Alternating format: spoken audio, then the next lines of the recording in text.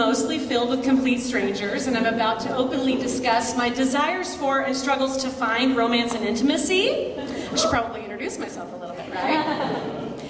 I turned 40 last October, and I have spent 23 years living here in San Diego, what I consider to be the most perfect city in the whole wide world. I love doing calligraphy, or at least trying to do it. Floral, got so many excited people right now. Floral calligraphy, yes. This is great, make me feel really at home. Floral arranging, hanging out across the border in TJ, and some good funk music. I also haven't been on a real date in 4 years, except for a few one-time meetups off my online dating profile. And, deep breath, I'm also a pastor in an evangelical denomination. Yep. Take that in, everybody. We're going to be okay. I'm going to lead us through. We're going to get through this, okay? All right. Now, whether you grew up in Christian subculture or not, you'll likely remember those WWJD bracelets that people wore, and that stood for What Would Jesus Do? Now for this talk, I'm going to reclaim it. Who would Jesus date? I was raised about 4 rows back here by these lovely people right here, my parents.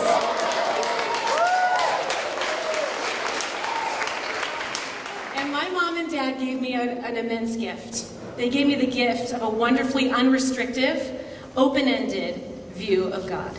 Gary and Linda have been in Christian ministry nearly my entire life. And while they raised me in the church, and we wholeheartedly embraced general Christian values, they somehow successfully avoided indoctrinating me to a really narrow way of viewing Christianity or interacting with God. And I did not even know that I should thank them for this when I was little, but what better time and place to say thank you so, so much for that huge gift.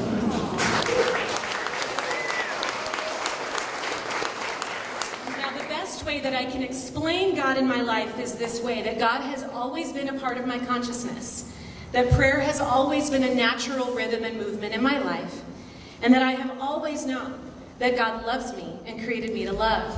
And while all of this has truly always been true, I never wanted to be a pastor. But as it turns out, there is no other job that I would rather do. Every day I witness something truly beautiful. I'll give you some examples that are real from just the last 2 weeks. A young adult coming to me asking how to tell her absentee parent that she finally can forgive them. A teen who saved her paycheck for months and then comes to ask me who might need it more than her. A woman in her 70s coming to talk to me after a sermon series we did involving race and gender issues and asking me to help her understand what white privilege is for the first time. Someone trusting me with their coming out story. But this work also comes with extremely taxing, bizarre, and sad moments. Moments when I learn of someone's crippling addiction.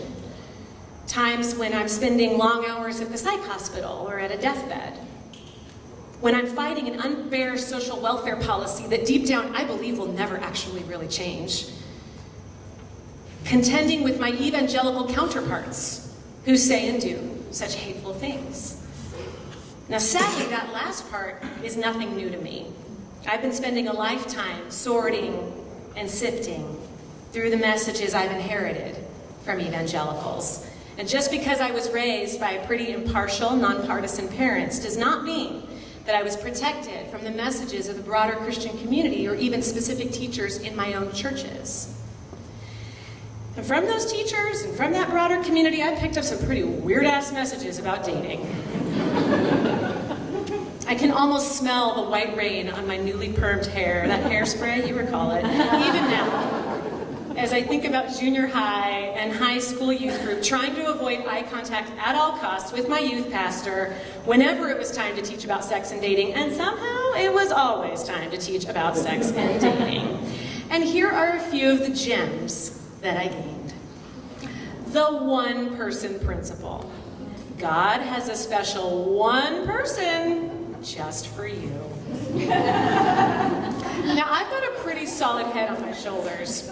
And even as a teen, I readily discounted this idea. I knew I was too smart for this. I knew that with all the billions of people in the world, that I could pair up with one of tens of thousands of men and be truly happy. But to be honest, whether we're talking about one man or 10,000 men, I could not have cared less back then. I cared way more about the latest sale at the Limited 2. Yes, you can tell. I was this is me as a sophomore, a little preppy little gal. All right. Number 2, the wish list. Make a list of the traits that you want in your perfect godly man. Be as specific as possible. Pray for him today. Again, I never really bought into this one. I just couldn't accept the idea that I would make a list of traits, send it off to the creator of the universe, and I would do a better job than God at finding me a perfect match for my life. But actually, what was I really praying for back then? To stop feeling so anxious all the time, to not be so painfully shy, and just to make a few good friends. The sticky tape metaphor. Every time you have premarital sex, it's like using the same piece of tape over and over and over. Now, I see some of you like, I see others of you like, I know it, I know, yeah, I know, I've heard this. According to this ideology, you become used up over time. While I didn't understand much about sex back when I was learning these lessons, this just seemed wrong and mean, and it didn't seem at all like something coming from the God that I knew. The ghost metaphor. All your former partners will forever hang around in your bedroom, haunting and ruining your marital sex life. Again, even as a teen, my response was like, whoa, this is super dramatic, very extreme, and super scare tactic-y. The curse. Unless you're having sex with your spouse, sex just gets worse the more that you have. Now, this one backfired pretty quickly, since I could assume that, like anything, like the hours I spent plunking out notes at my piano growing up, sex probably only got better with practice. The purity trap. Though I could not have articulated it at the time, the obsession in my community around keeping especially young women sexually pure felt, to me now, just as sexist as using boobs to sell toothpaste. Both communicate a central message women receive throughout our entire lives, that our sexuality is the most prized thing about us.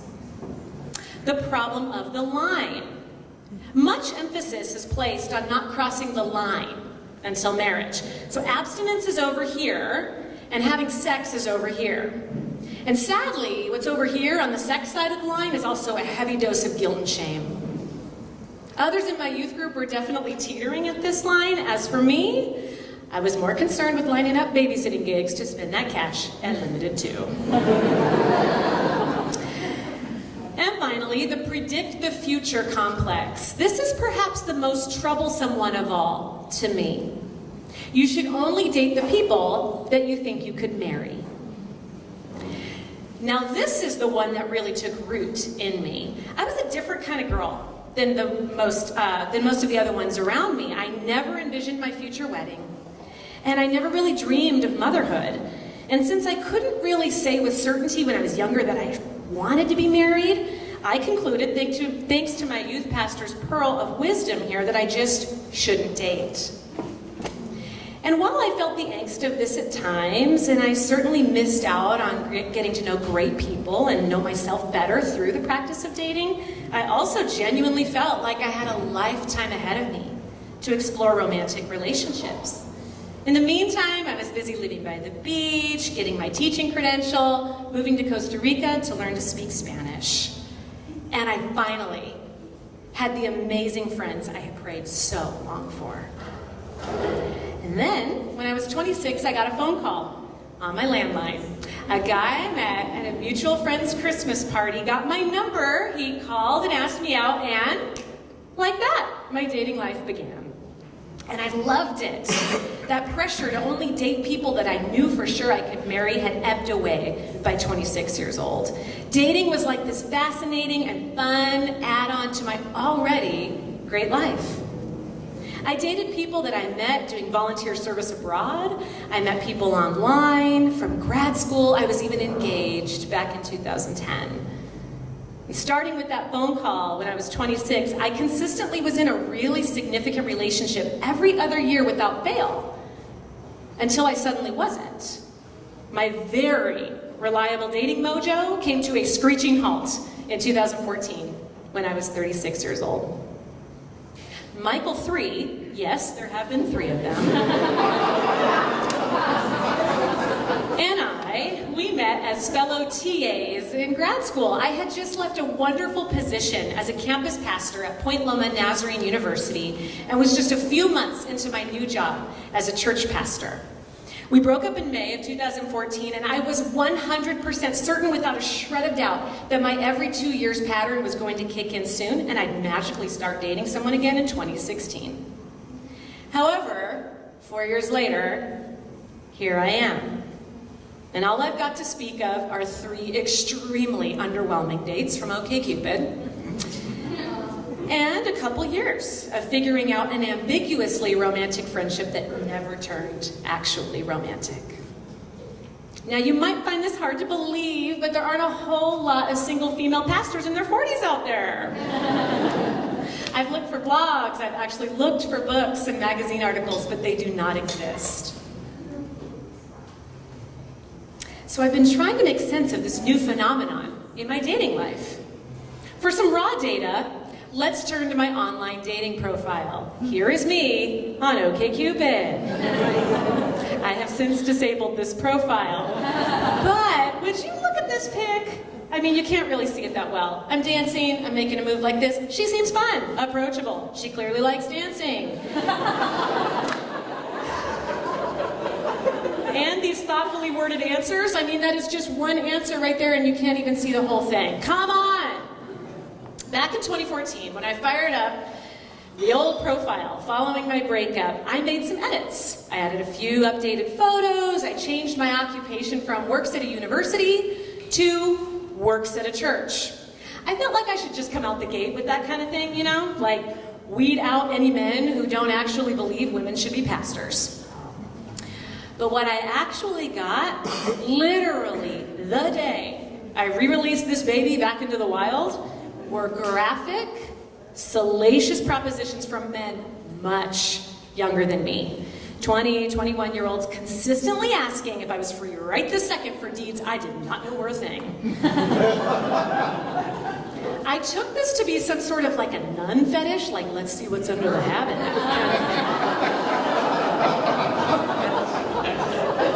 Now, after a few very disappointing years on that site, a friend encouraged me to be even more explicit about my job, about my feminism, my views, sort of call in the kind of man that I want. And so despite my reservations of using a predominantly Christian site, I signed up for eHarmony.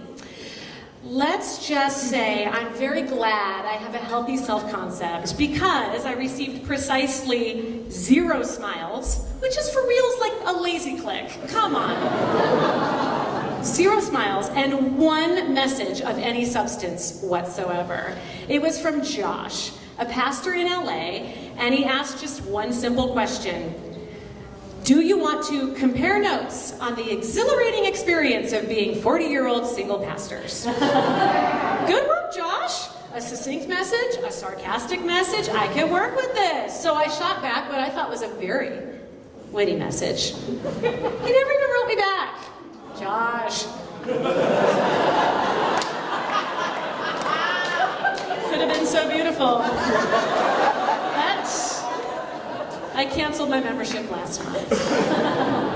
So that is my online experience. And in my offline life, when I do feel that I'm actually vibing with someone in real time, I can pretty much guarantee that the minute I say what I do for a living, it's all downhill. Because 2 things usually happen. 1, there is immediate and obvious disdain, which is not great when you're trying to date someone. Or 2, suddenly we are 3 suitcases into unpacking their religious baggage, which is actually very comfortable territory for me, but not exactly attractive. Now, there was that one time when a man on a plane sitting next to me, upon finding out that I was a pastor, repeatedly begged me to make out with him in our seats for the flight. That is not the norm, and in case you're curious, I did not do it, okay, everyone? I said no, many times. Well, what about my congregation, you might ask? Well, it is my workplace, so that's a little tricky, right? And even if I was willing to cross that boundary, there is literally not one single man in his 30s or 40s who attends. I'm often asked the question, why are you still single? Which is an impossible question for anyone to easily answer. And so my stock answer goes something like, well, we can't all have the same story, can we? And to that, I often hear something along the lines of, oh, it's just because you're intimidating. And I think that that's supposed to be a compliment. What I think is really going on is that I'm in a role typically held by men. Female pastors, in this way, are like female politicians. We just don't quite know what to do with them yet. The ideology of men as head of the household or head of the church, that still runs very deep. And so it stands to reason that even the most progressive Christian men at some subconscious, fundamental level would likely struggle with dating a woman who knows more about the Bible, more about Christian tradition and history, more about spirituality than they do. You're dating in this unique fishbowl. Your partner is a public moral authority, which is kind of a heavy thing. And your actions, like it or not, reflect on your partner and can have actual ramifications on her professional life. That's a lot of pressure. So nobody's really that excited about being the pastor's boyfriend or husband. Should I date outside the Christian faith? Well, maybe. But I want someone to seek and listen to God with me. That feels for me like a crucial and special aspect of partnership, perhaps the most crucial and special. I have to admit, though, that while placing the blame on men who can't handle my life and work satisfies my head's need for rationale, it doesn't exactly satisfy my heart. My theories make sense, and they might even be accurate theories. But what if they're just part of the problem?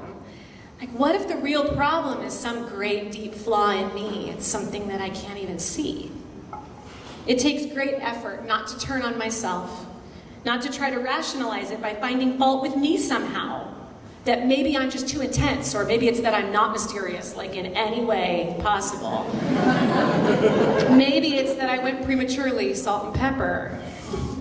The hardest part of all of this, more than the passing loneliness or the temperamental jealousy that comes in and out, is letting my conundrum just be. To ask myself, why in the world does it feel like I should be meeting interesting people and going out with them, but I am so not? And to not try to answer that question. But still, at the end of the day, what I would really love is for someone to hold me as I hold the secrets and the doubts and the fears of many people. I'm a normal person. I don't always want to talk about my church, the church, religion, theology, or God every minute of the day. And while I'm not trying to answer the question of why I'm not dating, I am trying to find a deeper meaning in all this. I mean, I am, after all, a pastor. Perhaps my conundrum has something to teach me. Perhaps there is something going on that's greater with all this singleness status, and I just can't fully see it yet. Perhaps it's part of my gift to the world, and maybe it's part of God's gift to me. After an intensely painful breakup 7 years ago, I gained this profound insight. I already do have all the love that I need. I do already have the powerful love of my congregation and our good work together, the sustaining love of my family and friends, the animating, fulfilling love of God. I would love for a partner to share in all of this love with me.